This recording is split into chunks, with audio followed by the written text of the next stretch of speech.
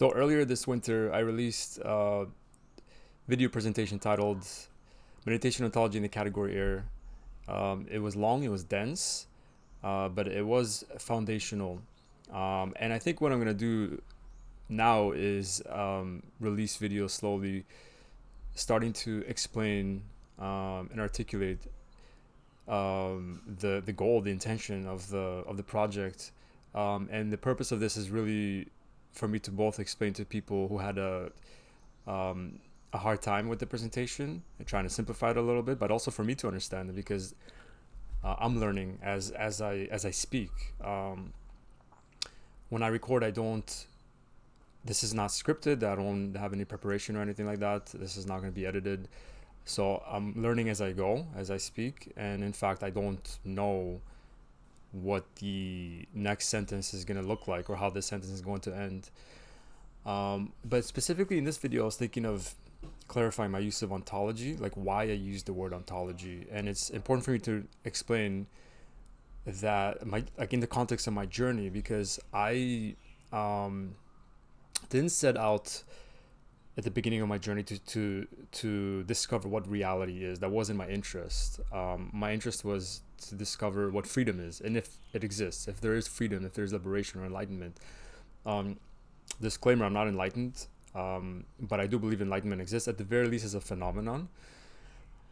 And so, as far as the use of ontology, like my interest is mapping out the structure of freedom, not necessarily the structure of reality. So I'm mapping out freedom.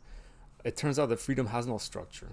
That if freedom exists, it cannot be contingent on conditions, on prior causes, because as soon as it is, it's something that is dependent. It's something that is conditional. It's no longer unconditional. If freedom is something that's dependent on certain behavior, it's something that becomes predictable and causal, um, and it's a condition that we're going to try to recreate, um, and so it's no longer free because now it's predicated upon taking certain measures. For example, a specific technique in meditation, um, and so it's a condition we try to recreate. Eventually, it becomes an addiction because it brings us maybe the outcome that we were expecting, and now we try to recreate that outcome again and again and again. As opposed to if freedom is structureless, then liberation is available here now always. Um, so I start out mapping out the structure of freedom, and I find out that in meditation it is seen that freedom has no structure, that the path from the so-called non-meditation into meditation is empty. And that's exactly what makes it liberating. That there is no technique, there is no final technique that will take you there, so to speak. No, techniques are essential, they're really important, they prepare the field, um, but they can't take you there. It's like a tool that eventually you have to drop. To me, the importance of techniques is something that will give you structure so you can be consistent with the practice. So it doesn't matter which technique it is, whatever it is that helps you get to meditate every day, because that's the whole point. Is when you get into meditation, you want to be consistent. Just like if you want to work out, the most important thing is to get your foot in the gym. And if you get your foot in the gym every single day, results will come whether you have a regimen or not. It will come naturally. So that's the importance of techniques.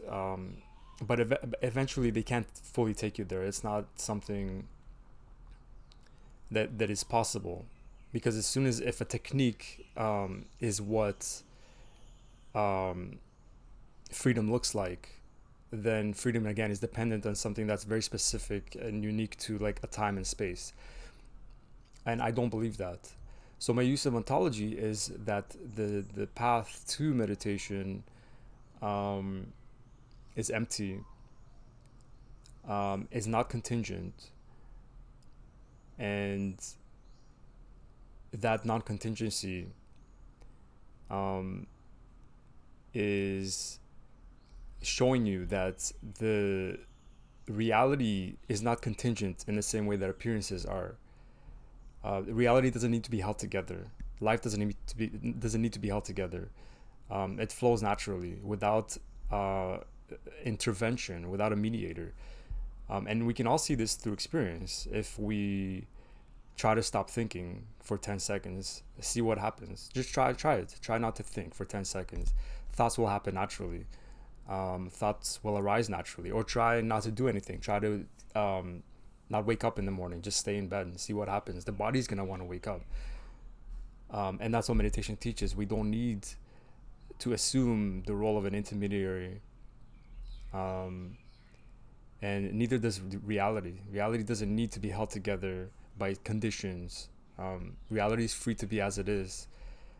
And meditation shows that. I believe that meditation shows the structure of freedom. And that structure has to be invariant.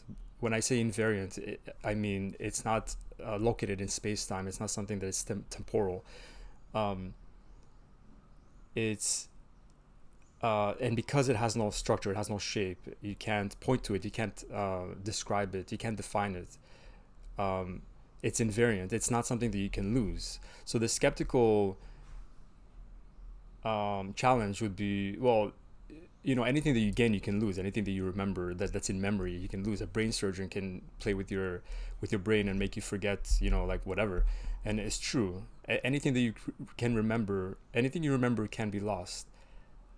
So everything is forgotten. Everything can be forgotten except for forgetting itself. You can't forget forgetting.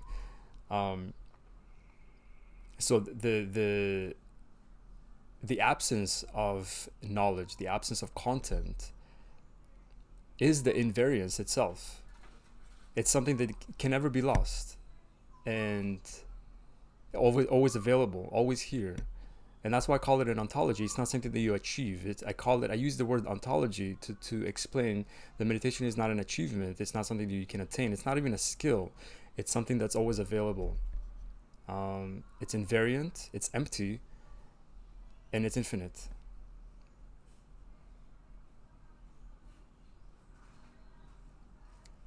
This is entirely experimental. I'm not